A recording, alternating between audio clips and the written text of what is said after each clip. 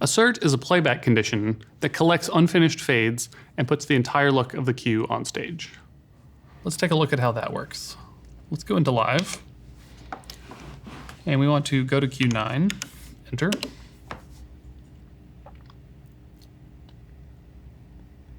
From here, I'm going to take channel 41 at full rem dim, and I want this to be a cue 9.5.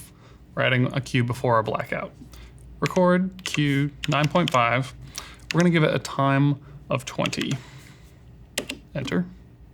Now we're going to go to cue 9, and we're going to run these cues. And press go.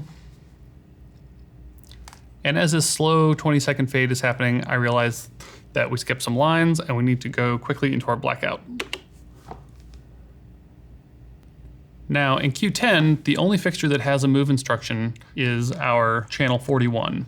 Everything else was still fading in the time that it originally received their move instruction back in cue 9.5. However, what I really want to happen is this blackout to be a blackout in a time of 0, no matter what happens. So in order to do that, we can apply an assert to this cue. Cue 10, assert, enter. We can tell this cue has an assert on it because of the capital A in our flags field in our PSD. Now we're going to go to cue 9 again.